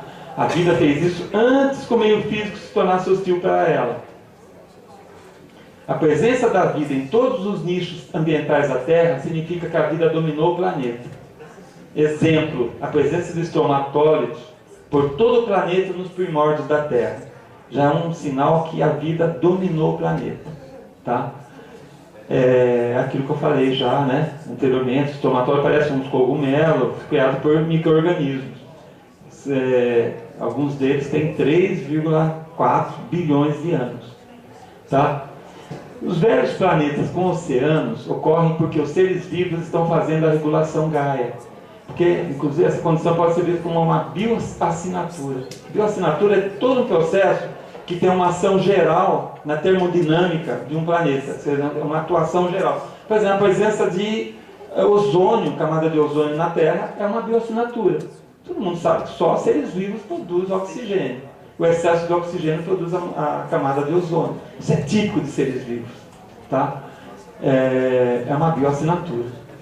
Então, a água, gente, mantida líquida por bilhões de anos, só tem uma resposta. Alguma coisa está mantendo ela no estado líquido. Tá? Então, veja bem. Alguns exemplos de regulação Gaia. Vou dar um exemplo só. Simples, né? A própria respiração, né? Em que nós eliminamos gás carbônico na respiração. Respiramos o oxigênio e eliminamos gás carbônico. Gás carbônico é um gás estufa. Ele esquenta a atmosfera. Tá? Se ele esquenta a atmosfera, ele mantém a água no estado líquido.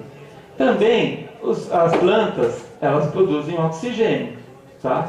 E usam gás carbônico. Ou seja, existe um meio de equilíbrio para manter a temperatura da Terra permanente, praticamente constante. Tá? Então isso é uma condição que mantém a temperatura, ou seja, essa manutenção da temperatura mantém a água no estado líquido por bilhões de anos.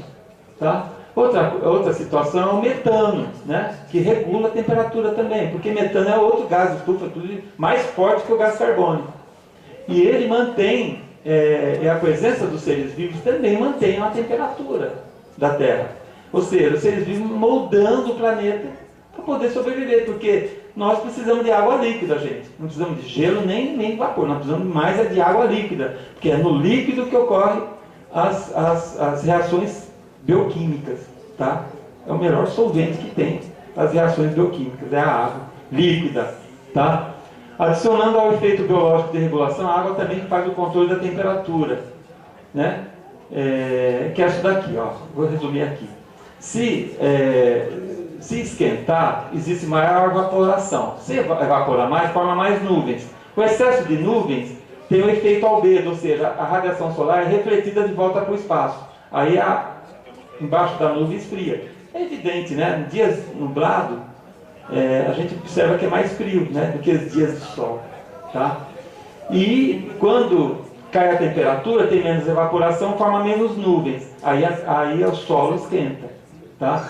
Então, isso é uma regulação causada pela própria água. Tá? E a regulação Gaia, como é que entra nisso? Consideram que a regulação Gaia ocorre durante a fase do gargalo emergente. É quando a vida está tentando sobreviver pela primeira vez. Tá?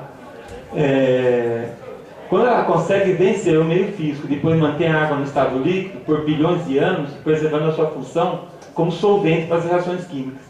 Esse fenômeno deve ser raro no universo, pois a maioria dos seres vivos emergentes não deve ultrapassar esse gargalo, ou que deve surgir muitas extinções quando surge esse momento.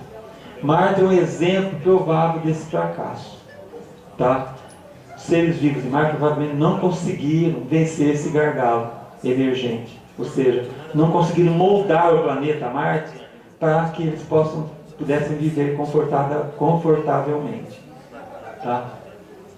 Existem também duas condições ambientais que geram grandes dificuldades para que a vida possa vencer a existência. A ocorrência de grandes impactos, com a desvolatização da atmosfera, grandes impactos jogam a atmosfera para o espaço, e a preservação da temperatura terrestre em níveis ótimos para a sua sobrevivência e manter a água no seu estado líquido.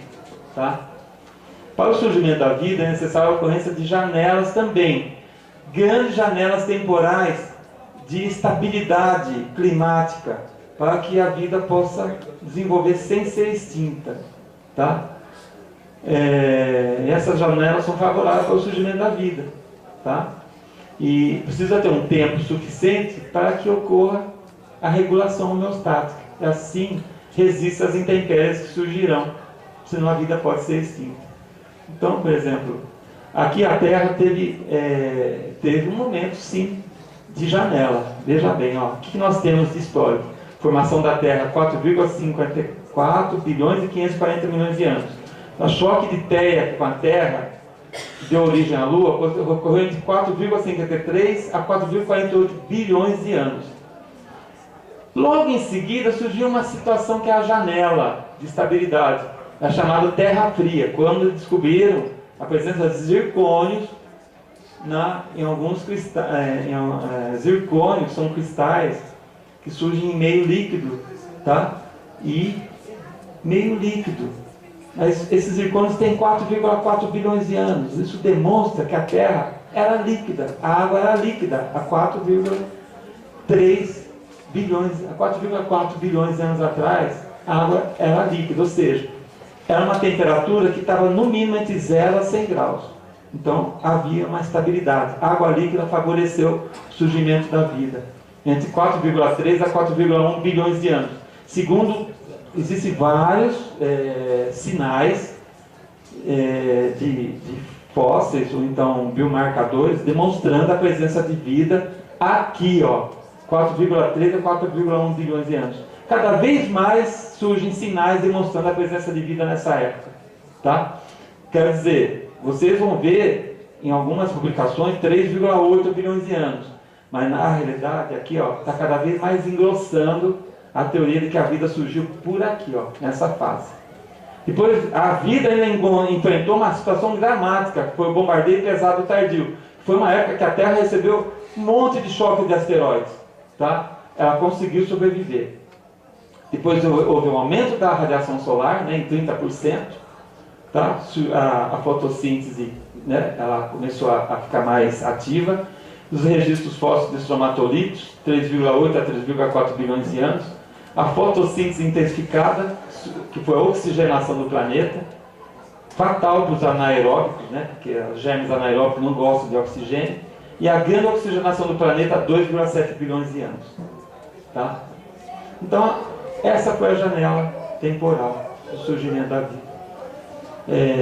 Foi um grande momento. Agora, imagine isso, tem que acontecer em outros lugares para que a vida surja também. Então, às vezes dá a impressão, parece tão fácil, mas às vezes parece tão difícil, né? Parece que a vida também não é tão simples. Tem uma colocação também do... esqueci o nome. De um autor muito famoso. É o mesmo que fez a Terra... criou um livro chamado Terra Rara. Tá? Esqueci o nome. Mas tudo bem. Eles colocam, inclusive, que se a vida surgiu há 4 bilhões de anos atrás, pelas condições da época do surgimento do universo e o surgimento de estrelas, um aumento de metalicidade, ou seja, moléculas capazes, átomos capazes de gerar moléculas orgânicas, eles fizeram mais ou menos uma avaliação assim, descobriram que provavelmente nós fomos um dos primeiros mundos a criar vida no universo. Provavelmente a maior parte dos planetas, a vida está surgindo ainda. Então é muito difícil encontrar tecnologia avançada perante essa postura, tá? Então provavelmente nós estamos meio sozinhos. Se encontrar, vai ser planetas cheios de germes. E outra coisa, deve haver também muitos planetas com germes mortos. foram extintos. Então deve ter uma grande quantidade de planetas com fósseis, mas nada vivo. Já foi, não conseguiu sobreviver, não venceram o gargalo da emergente. Vênus e Marte estavam dentro da zona de habitabilidade. Vênus e Marte receberam materiais prebióticos tanto quanto o planeta Terra. Tá? Mas não deram certo. Por que não deram certo? Porque se os condutos carbonados caíram na Terra, caíram em Marte, caíram em Vênus. Vênus, o que aconteceu com Vênus? Vênus foi castigado pelo aumento da radiação solar em 30%. Porque o Sol, no começo, ele era mais fraco. Depois ele aumentou a radiação em 30%. Vênus pegou isso de cheio. Né? Tinha uma rotação muito lenta, uma pressão atmosférica absurda, rica em gás carbônico, que é um gás estufa, 93 vezes a pressão atmosférica da Terra. Isso é um absurdo. Tá? Vênus é um inferno mesmo, né? Impossível sobreviver em Vênus. Então, uma temperatura que hoje chega a 462 graus, perdeu toda a água. Tá? Vênus é riquíssimo em deutério. Todo o hidrogênio evaporou, foi tudo para o espaço. Ele não conseguiu segurar. Tá? Então, Vênus é um planeta que não deu certo mesmo. Tá? Mas e Marte? Pensando bem, o aumento da radiação solar em 30% foi até bom. Mas ele perdeu o campo magnético. Tem uma massa planetária muito pequena, não segurou sua atmosfera e sua água. Nós já vimos isso. Tá? Marte pode ter atingido até o gargalo da emergente, que é o surgimento dos primeiros seres vivos. Mas teve dificuldade de se manter, por isso não conseguiu atingir o nível de complexidade. Tá? O planeta Vênus e Marte foram dominados pela geoquímica e não pelos seres vivos. Tá? Eles não conseguiram transformar o planeta Marte numa cama para dormir. Tá? O meio sendo desfavorável, muito desfavorável, né? Perda de campo magnético e tudo mais. Eles pereceram, morreram. O que parece, né, gente? Parece que Marte, se tiver, deverá ter fósseis de vida. O Ticinte é um tipo de... demonstra fósseis de vida, mas não demonstra seres vivos. Tá? Vocês viram aí o material que eu trouxe? Já viram? Todo mundo viu? Todo mundo viu? Então tá. Então é isso, gente, que eu tinha para falar para vocês. Desculpa, você está atrasado. É triste pensar que a natureza fala e que o gênero humano não a ouve. É uma frase, né, de Victor Hugo. A gente não tem nada melhor do que a natureza para ensinar a gente. A natureza é um livro de verdades. Só falta a gente entender ela. O grande livro da verdade é a própria natureza. Nós andamos por ela, nós passamos por ela, e ela está ali. O que falta é a gente entender bem a linguagem da natureza, a língua da natureza. Se a gente conseguir ler bem o que a natureza diz, nós temos toda a verdade na nossa mão. Tudo que aconteceu no planeta, tudo que acontece no planeta e também até no universo. Tá? Quero dar uma gratidão muito grande, tá? Professor Elcio, o professor Alexandre, tá? Eu tenho uma grande gratidão também de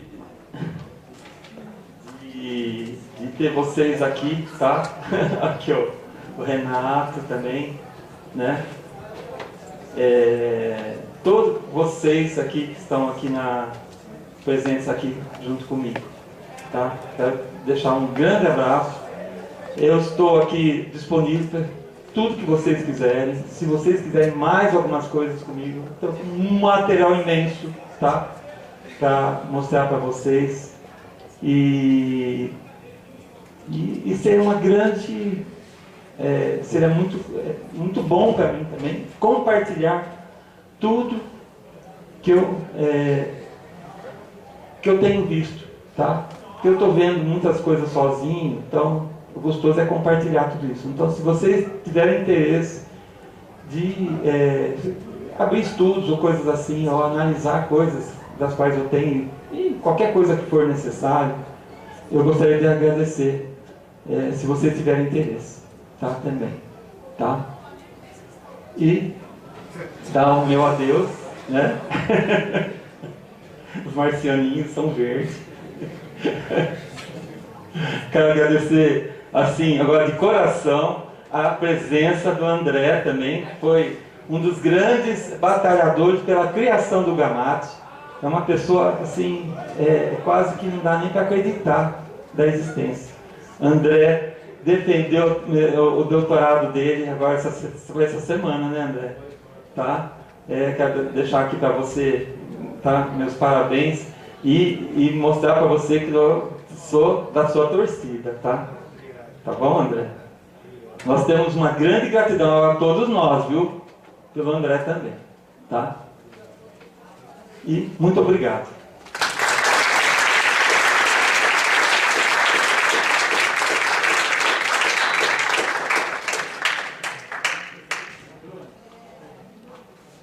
Pessoal, tem perguntas?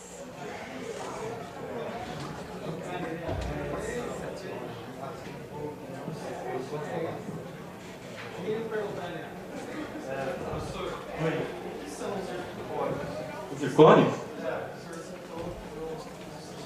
De Alan Hills, na Austrália. Isso aí foi legal. Eu também fui atrás deles, eu peguei eles, tá? Comprei umas pedrinhas de Alan Hills e eu analisei também. Eles são extremamente pequenos, são os zircônios. Esses zircônios têm componentes químicos que demonstram que eles foram criados em meio aquoso, tá? Mas a datação deles é de 4, o mais antigo deles é 4,4 bilhões de anos, o que demonstra que a água tinha líquido. Para completar, para não ficar só por aí, encontraram corpúsculos de carbono, mas era um corpúsculo de carbono e analisaram, tá, esse carbono, por incrível que pareça, enriquecido em carbono doce também, dentro do zircônio, tá? O que demora 4,4 bilhões de anos, o que demonstra que tinha vida na Terra nessa época. É um biomarcador, tá?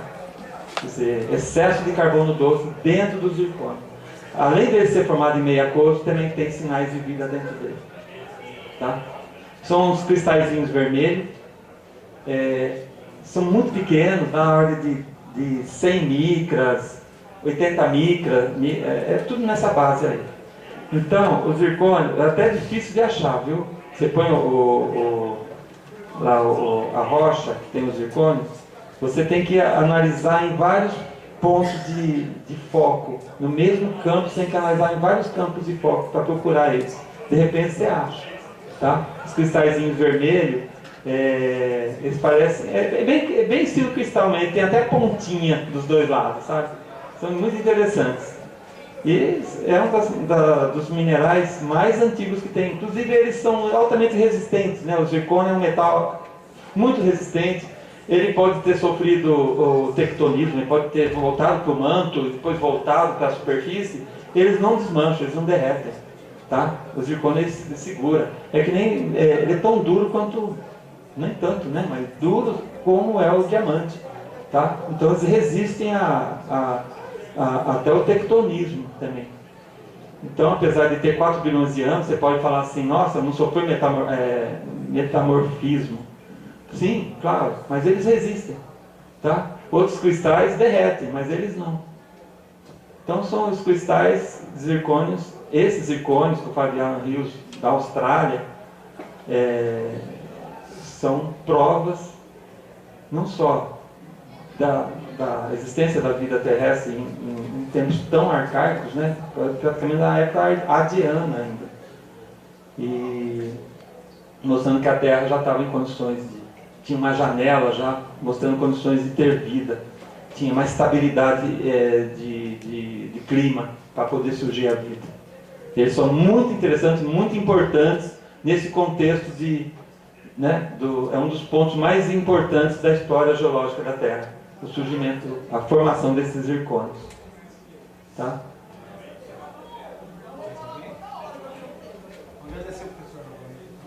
Tá. Gente, desculpa eu ter extrapolado. Eu estava perdendo 1h30. No fim foram 2. E nós chegamos, eu comecei a meio atrasado, desculpa, viu?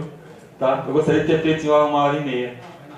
Tá? Eu espero ter compensado, né, de alguma forma, né?